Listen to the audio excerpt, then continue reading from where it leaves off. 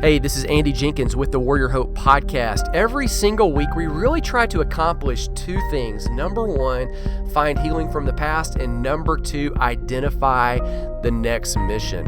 The reality is this: there are two big enemies that most warriors face now. Number one is isolation. Number two is this idea. It's actually a lie that all of the best stuff is in the rearview mirror. The mission that you're going to live now is out in the future, and there is a mission, there is a calling, there is a purpose, there is a destiny. And so in the Warrior Hope book, what we try to do is, number one, find healing.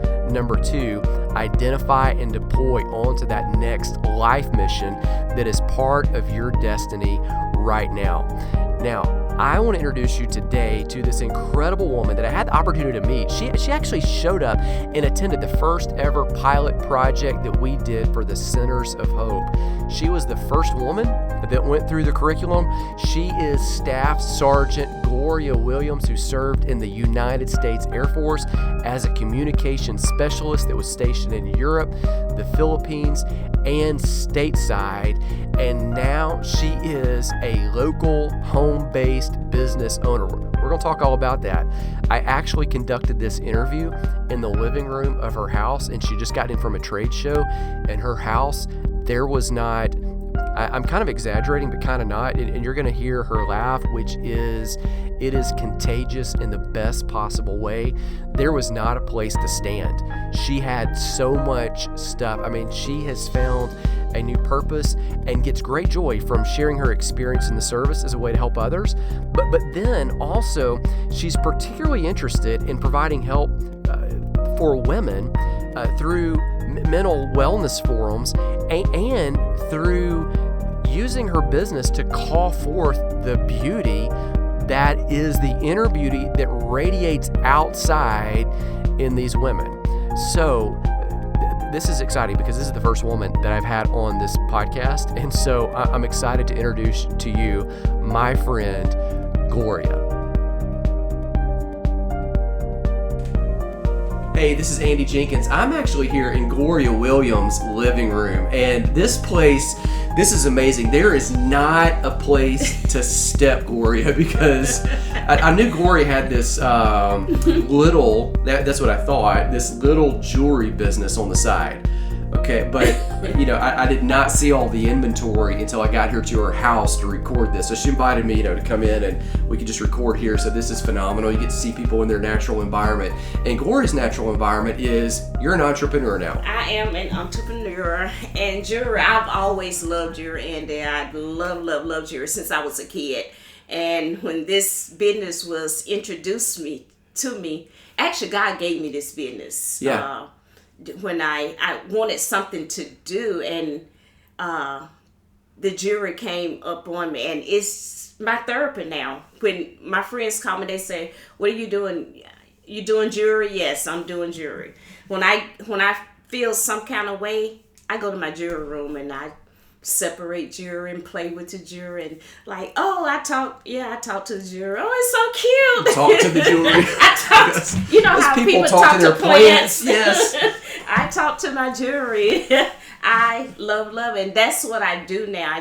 When I go out vending. Yeah. It's more of a ministry now, because there are people that come to me. God sends these people to me. It's like, oh, I don't do that no more. I don't wear, I've gained weight, and I was like, and then that's when I get excited, because I can show them, the beautiful pieces. Look at it. I get the mirror and I show them, look at the mirror, look at you. And all we got to do is add this little piece of accessory to it.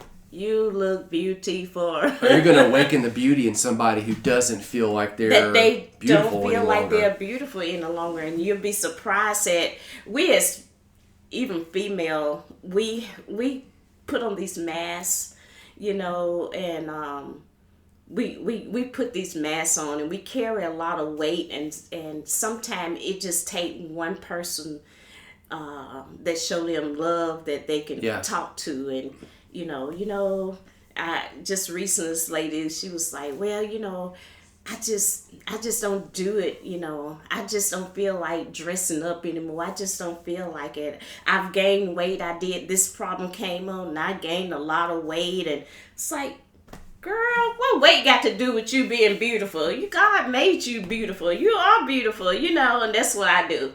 I encourage, and I also encourage to start their own business, because it has really opened me up, and this business has, and it's just awesome. Yeah, give me I'm going to put this in the show notes where people can follow the links and everything. You have a website and all of this information where people can get in touch with you. Yes. If they want to look at your stuff. Go ahead and tell me, what's the website?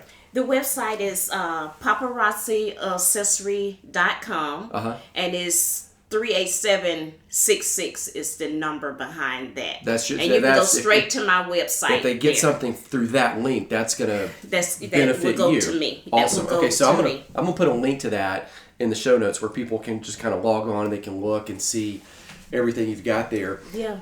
I definitely wanted to let people know you had this business because we walked through.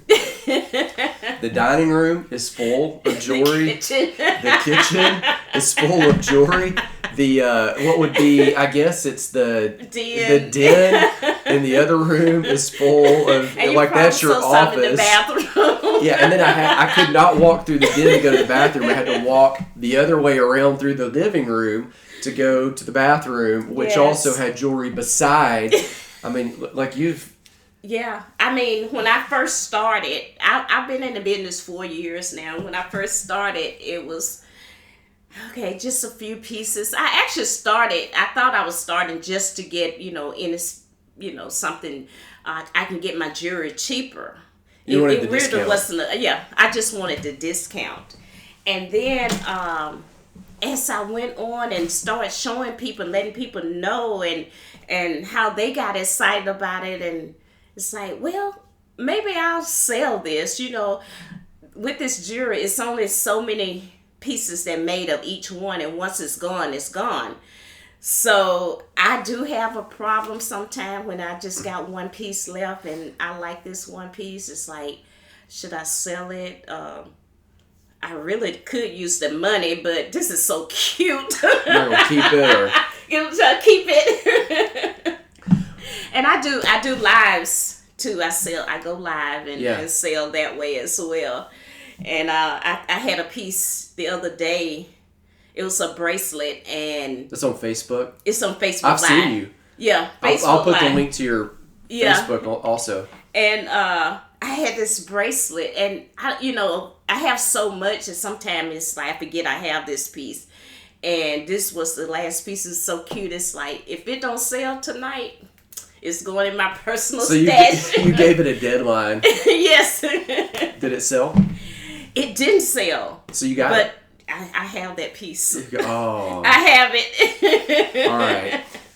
Well, you mentioned that this was a kind of your therapy, and you have a military background. Yes. Which is how we ended up here. That's where I met you, was at a Centers of Hope meeting that you attended out at Guiding Light, which is actually, just so people know, was one of the first groups that we did publicly. They let us do, while we're literally writing the curriculum, the pilot project of their. So it was an amazing time as we kind of joined you guys, and you joined us. We worked together at that significant kind of launching of that curriculum. Yeah. I met you out there. Tell us a little bit about your military background. Okay. Like, you were in the Air Force? I was in the Air Force, and when I went in the military, I come from this little small place. It's called Titus. Probably people never. It is on the map now. Titus, Alabama. It's right above Wetumpka. Okay. I told people, which is close to Montgomery. Which is close to Montgomery. Right. Right. And so, actually, when I went in the military, I just wanted to get away, go somewhere, because the small town that I come from, I want to travel and go. So when I went in the military, it was really frightening for me, because this is my first time away from. And then when the sergeant came on, I was like, oh my goodness, what have I done? But I stayed in the military 10 years. And my first went in, I was in ground equipment repair, which predominantly guys. job. I just took what they could give me, what was open, because I want to hurry up and leave. So I didn't want to wait for something that I probably would been better fit for, which probably administrator, whatever. So I went and I took that ground equipment job. So what are you doing with ground equipment? It's like repairing equipment, repair for airplanes. Okay. Basically, it was C-130 aircrafts. Okay. And so we do for people engine that don't work. Know, yeah. C-130 is a what? It's a helicopter. It's a helicopter. Okay. C-130 helicopter. And we would have to go out on the flight line and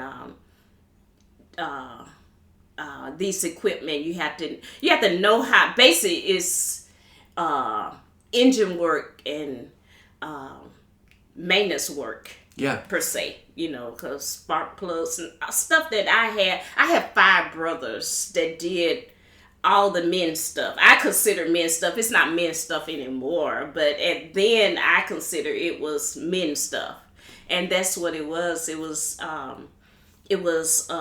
more men. It was very few women that was in that field, and so I felt I don't know, that I really could not grasp that engine type stuff. I couldn't do it. And so I had to basically, suck up to the guys, hey, help me out, Yeah. And of course, some of them, they want favors, to help, help me out, because we had to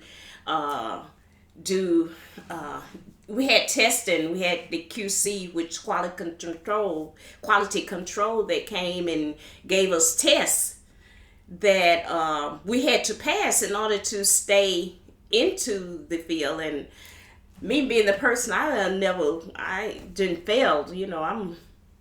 I'm super, I always pass, got good grades, and I felt like if I didn't do this, I would be a failure, and I wasn't going back to Tyler's, Alabama, failing because I couldn't do the job. So I had to do what I had to do to maintain my job. Eventually, I did, which it affected me in a lot of ways. It affected me as far as relationship, because I did get married, and it affected that. I didn't know this is what affected this at the relationship. Time. That relationship. And I guess people can read, we don't have to spell it out. People can go ahead and make their assumptions about what the favors that the men expected were. Yes, of course.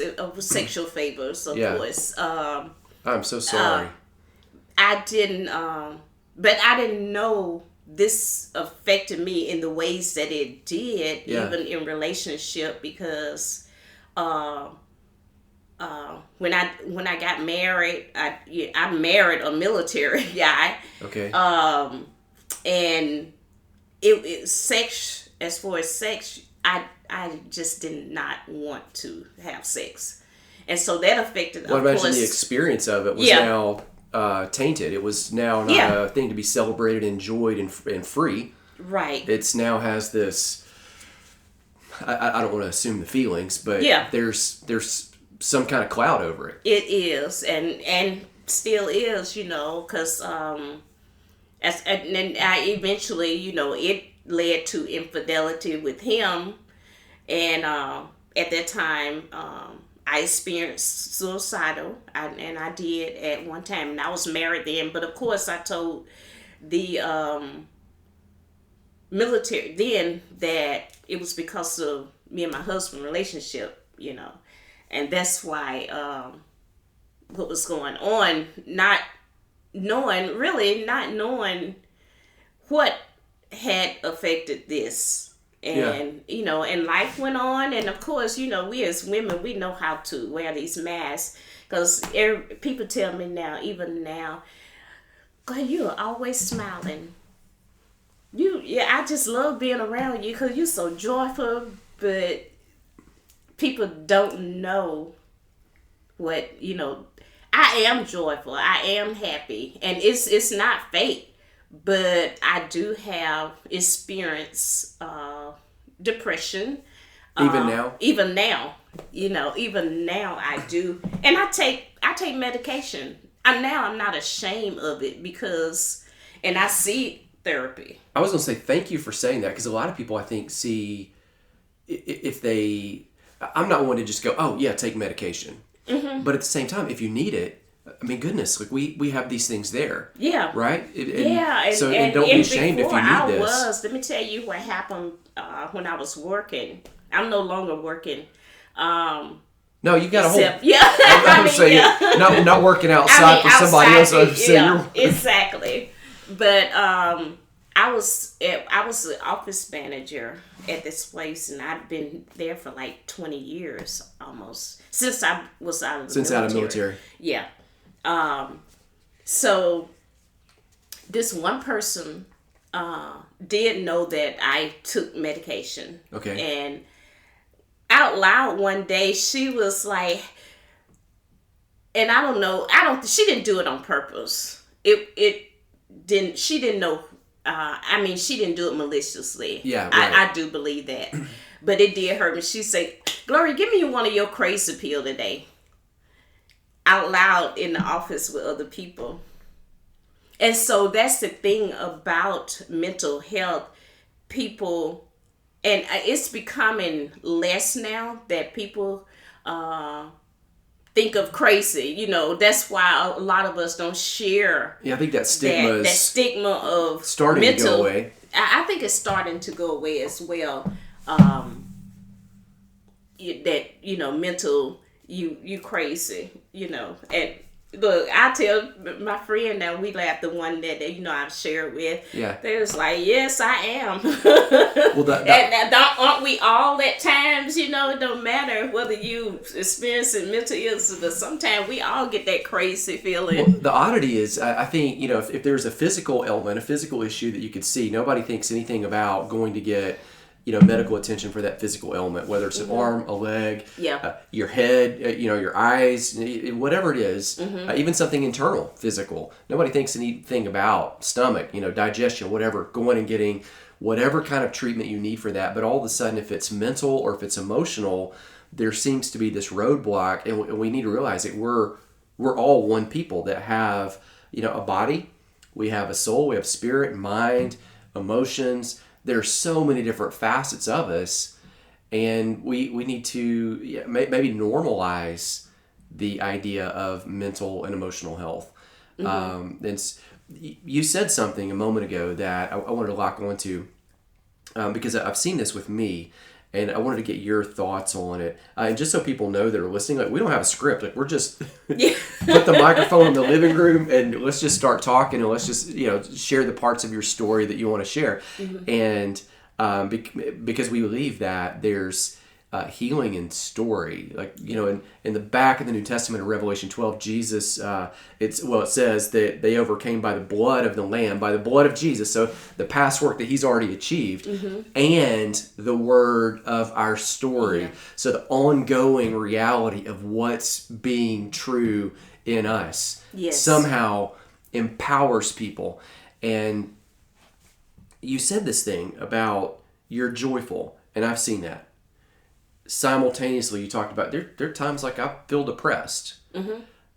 I see in like my life, I can be both in the same day, sometimes at the same time. Yeah. Does that make any? It makes sense. Talk to me about that, because that. I think because I'm a joyful person, happy, but then at the same time I do experience depression, and like today, this morning I woke up, I was like, whew, and then I read this email and it's like, oh wow, and I think when you experience depression, everything, the least little thing is more, I don't know what the word for it. Somebody amplifies it or something. Yeah, it amplifies any little thing to me. Any negative. So huge. Yeah. Any negative, it just magnifies. It's like, oh wow, that's why I was listening to that move that the worship. I came in here. You had worship music, worship music, and jewelry. Yeah, that's what it does. The joy. I'm still gonna have that joy. Joy is something can't nobody take away from me. But yet and still, I still experience depression. Well, there's this verse in the Psalms where David talks about anointing his garments, and it says, "By which you made yourself glad." Like somehow that there is this. I'll look it up. I'll pull up my phone and look up the verse. Like somehow you have control over it in some sense. Yes. I mean, real things in the real world affect you, but yet somehow, like the contradictory element is you get to choose and you get to position yourself and move forward. And that's it. And that's what something my pastor is. Life is choice driven. Yeah. You live or die by the choices you make. It's a choice, and I always come back to that. I choose life. I choose joy, and that comes to me every day. It's a daily thing. I mean, it's a daily thing with me, and it's real. I mean, most people would be surprised that I experienced this, and now it is really I'm not ashamed of it. I used to, and I think it was worse then that I used to hide it. Yeah. What are some of the things, that verse is in Psalms 45, by the way, where it says 45. That you've made yourself glad. Yeah. What are some of the things like daily that would make you feel depressed? Like what are some of the things that would trigger that to where you go, oh, just because my guess is there are people listening that deal with the same thing. Yeah. Finances. Okay. Well, let me just, like today, it's like, I have my jewelry at, this is a place over in Avondale, and they had went up on the, I didn't make a lot of money, but I moved some of my jewelry, and usually it at least paid my booth rent. Okay. And, but the last 2 months, this is, last month, I didn't meet the, booth rent, which they have a clause in their contract which I did not know that until today when I read the email, that if you don't meet your booth rent within, and this has nothing to do with, I pay it what I pay. Yeah. What I pay the booth rent plus 10%. Right. But the clause says if you don't meet your booth rent 2 consecutive months, then your contract is voided. They can cut you, yeah. Yeah. And so they was like they voided my contract. I've been there for over 2 years, and there have been months that I didn't make my booth rent, but I paid the difference. I paid it, Well, you have to pay your booth rent before you get your check. Right. And I'm like, just little stuff like that. It's like, well, maybe I things happen for a reason. Everything happened for a reason. Maybe it's time for me to give that up, but in my feeling was really hurt over that. It was really hurt because I was just bragging on the management of that place. Just little things. I mean, it's like, wow. I start worship. I was like, this is not, and I had some stuff that I was going to go put in there today. It's like, I got to go take my stuff out of there. Yeah, instead of building up the inventory, I got to go take it out. Just little stuff like that. It's like any little thing that, it's like, gosh, now am I going to meet, this deadline for this? Just daily things. Getting up in the morning, just I hadn't got a phone call. It's like nobody called me today, so wow, who cares? What would happen if something happened to me? I'm in here by myself. That negative thoughts start going in, and it could very easily get you there if you allow it. But I choose not to allow that negative. You have to, on purpose. Yeah. I have to, on purpose, keep myself from going there. I'm glad you said that, because people would look at you and go, "Oh, she's a really joyful person," but simultaneously, you're saying, yeah, there's stuff every day, and most of it's little stuff, and most of it, for most people, a lot of people are dealing with really big things, but most of the stuff that trips us up every single day, is the little things, and you have to continue contending for joy, continue fighting for moving ahead. Yes. Continue, just contending for this idea that there is something ahead that's better. My joy too, I was talking to my mom about this the other day, and I was like, I smile, and I am joyful, and it is for real, because I know that's my praise. Yeah. So I'm praising God for what He has done and what He's doing, because even this little stuff that's happened, there's something good that's going to come out of it. Always. It's something good, because what is it? He has started a good work in me, and it's going to be finished. So it's always, that's my praise. My smile is my praise. Yeah. And even though there's stuff going on, I'm still praising, because that is my healing. Sometimes it's hard to praise in the middle of the storm. But yes, but you say count it all joy. When you face trials? Yeah. I'm going through, even with my house, I don't, when I got a divorce, and my husband wasn't only financial, he was on the D part of it. But anyway, I tried to do a modification a couple of times, and it was always, he had to sign the paper, and we went back and forth, and just stuff. Yeah. But count it all joy, God, Well, James, says count it all joy when you face trials, because knowing that perseverance I know adds something that to it you. is gonna, something's good is gonna come out of it. I know. I remember when I was in high school, one day, in college, a professor walked upstairs, 4th floor, at a classroom in the building is for people that go to Sanford, DBH. That's the business building. I was in a political science class. The professor walks up to the 4th floor on a chalkboard, so that'll kind of date this. Somebody's written Jeremiah 29:11 and spelled it, "I know the plans I have for you." And they put it around in these clouds like it's a real happy moment.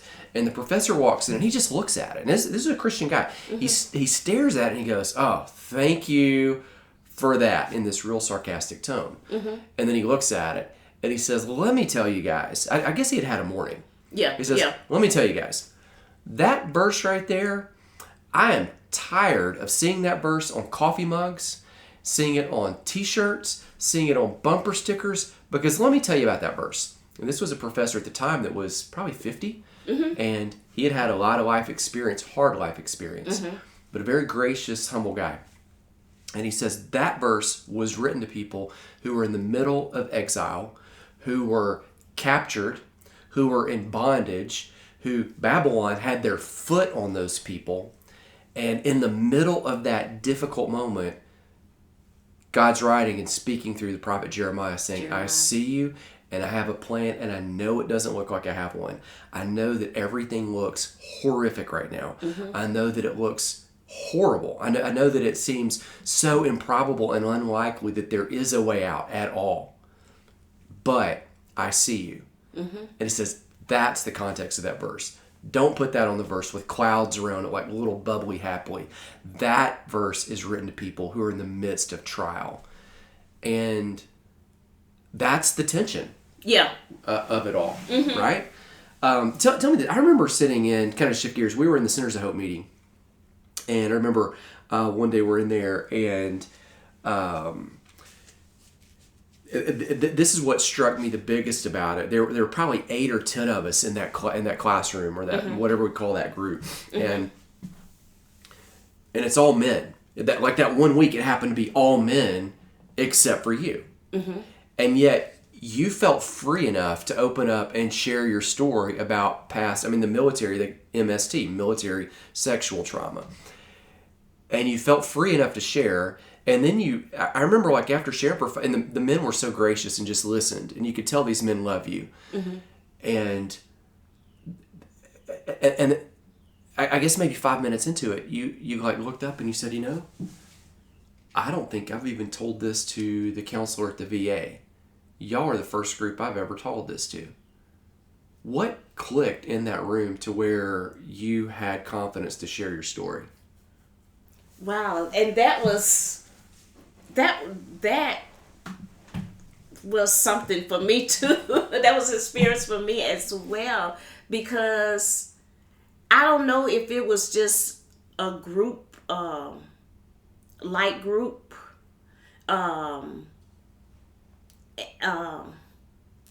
because I never shared it, even with therapy, and still really haven't shared it with the therapy, because I think, you know what, and I'm thinking too, maybe because the therapist hadn't really asked me to share it. She was like, when you get ready, you'll talk about it. But whoever get ready to talk about it, and I think too, being that it was an open group, and being that that's what we was talking about, the things, and I think that was what helped me to share it. And I think even now, it's when I do share, it's something that it's brought up, it's asked, it's question, hey, well, what did happen? Nobody has asked me that. Yeah. What did happen? Even the people that knows, I have, depression experience, that they don't ask, well, why are you, why are you? And I think that's what it was. It was a group therapy, more even with that, it was group therapy, and like I said, no one has asked. She, even with the therapy, she and even go with that, even when I submitted a claim, it was denied because the therapist said I was experiencing depression because of things that was going on with my job.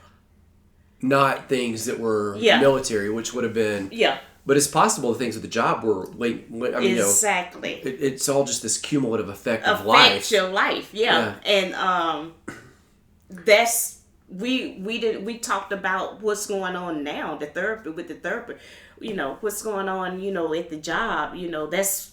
this is what's bothering me at the job, but that job is what affect, and I look back on it now, the supervisor was an ex-military guy. Okay. And he reminded me so much of that person's that I had experienced the sexual trauma with. Yeah. Because he was the type. Now, as long as you went in there to him and gave him full attention, he was all right with you. But if you was the one I always been the one, I do my job, and I don't go in, hey, I just completed this task. I just did this. I just ordered, and I was in, I just ordered a truckload of chicken and this price. I didn't do that, but he took to the people that did, go into him and you're the greatest, and tell him he the greatest boss and he the greatest this and that, and it affected me. It reminded me of those guys. Yeah, he did. He and that's when that actually is when I started going to see a therapist. What was different about the guys that were in the room? Because we didn't ask. I mean, we were talking about how past stuff can affect you even now. I remember that was the context of that lesson. Mm-hmm. But and sometimes in order to move forward, like something in the back is holding you, and so if you feel like you can't move forward, like maybe you do need to look back, and it's not like you got to go search under every rock and like uncover every little thing. But if you can't move forward, like maybe there's something that you're avoiding that like you need to go back. And what was different about the men in that room? Because those were all military guys. Yeah, they. I just felt. I guess. I think I just felt comfortable in that setting. I don't know if it was just that particular setting that I felt comfortable with. I don't know what it was that brought that out, but that was the first time. Just the time. Yeah. That was the first time, and now, I'm comfortable with talking about it, even now, but I still haven't talked to the therapist. Still haven't talked to the therapist.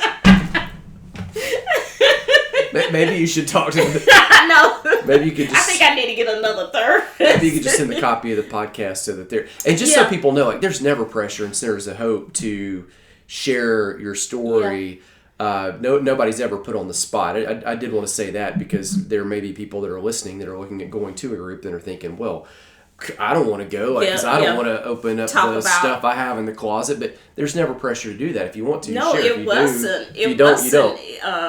And I don't know what it was. That environment. It was just was it just that time?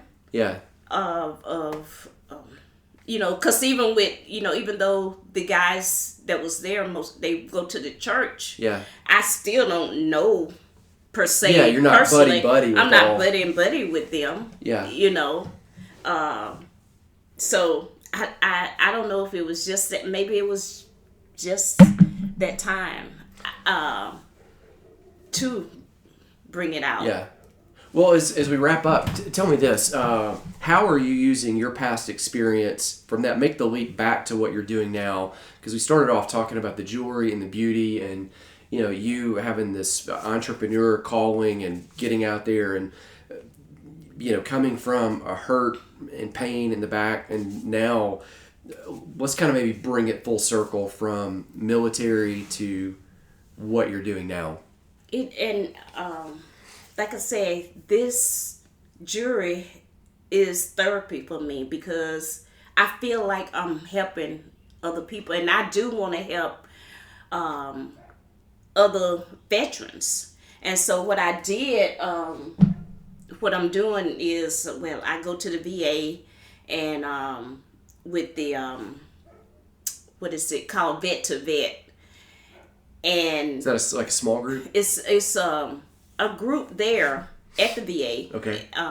That they help veterans with their claims. They come in, and benefits that they didn't know they had. And so I get to meet a lot of other veterans, and even go back with my jury. I meet veterans there. I love it when I meet veterans and I get their information. We share information. I feel like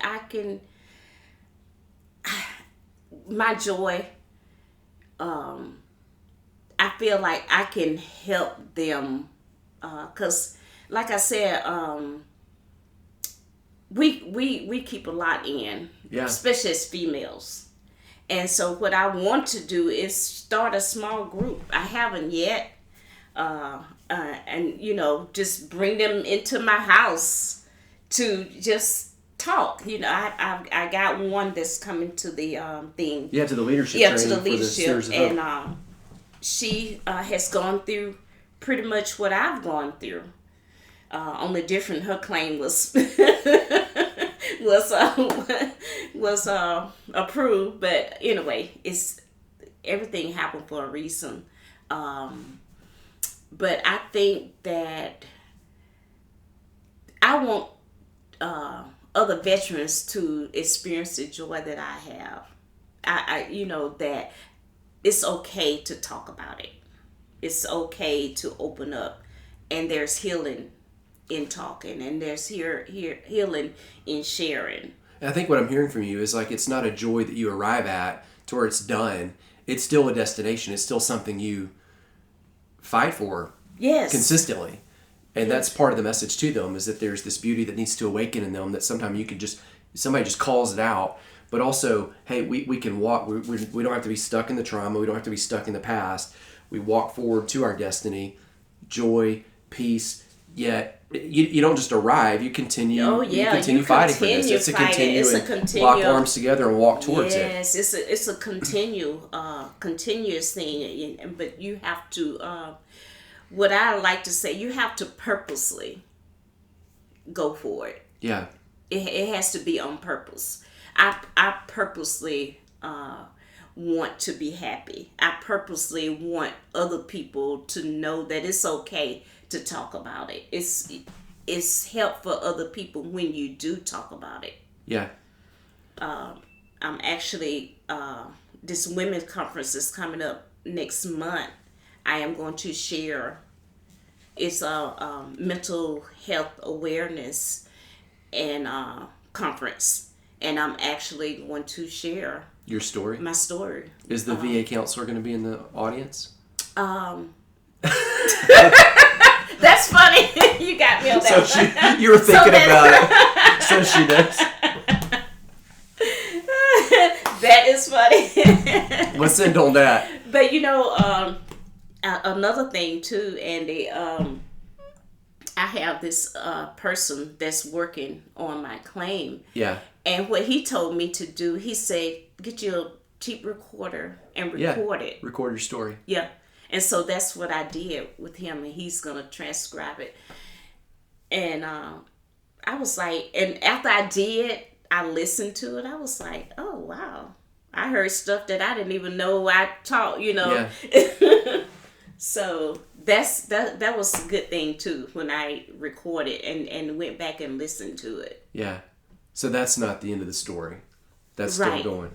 That's it. Yeah. That's not the end of the story. That's not you are so right. You're so right.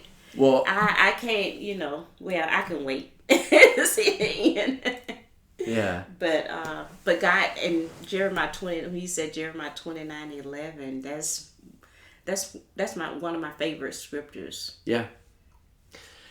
Well, I'll say this as we close. Thank you so much for your service in the past, for what you're doing now to empower other people, for entrusting us and inviting us into your story, and for opening up and showing us that beautiful tension of being healed and simultaneously healing, and this ongoing journey and bringing other people and inviting people into that.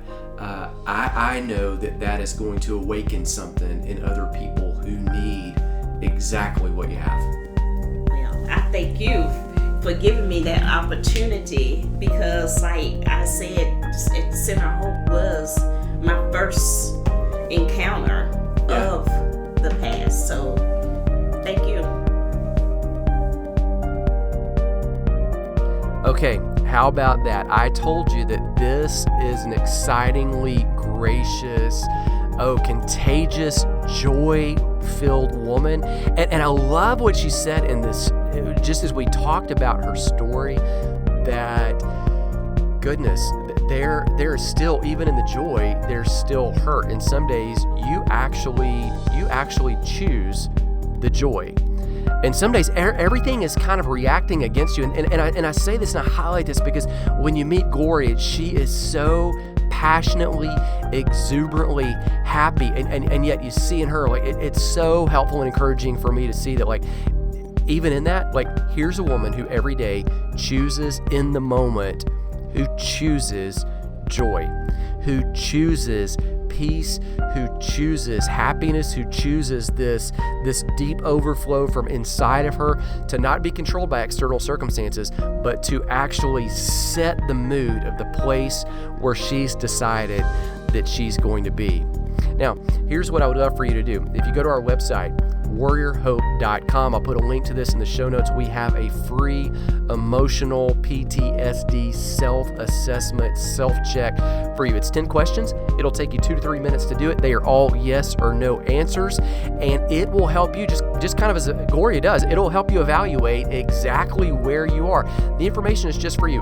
There's no diagnosing, no treating, no prescribing, but we did pull the information from the VA website. So we were researching the book Warrior Hope, and we pulled information from the best possible resources where we could, so that we could serve and empower the most people possible. And so we were able to, from questions that we pulled from all these resources, to craft this questionnaire where you just kind of get on it, just pull out your phone and you can take it right there. It'll email you the information, it will email you the results, and then you will be able to log on to kind of lock in and then take the next best steps for you. Again, our mission is this: every single week, find a little bit of healing, find some help in identifying the next mission. And as we say it all the time, the enemy is isolation. It's this sense of being alone. And the enemy is that all the great stuff was in the past. That's just not true. There is an incredible destiny, purpose, just like Gloria identified. There is one equally awesome for you. And most of the time, here's the reality. It's going to involve walking with other people, because the truth is, you and I are better together.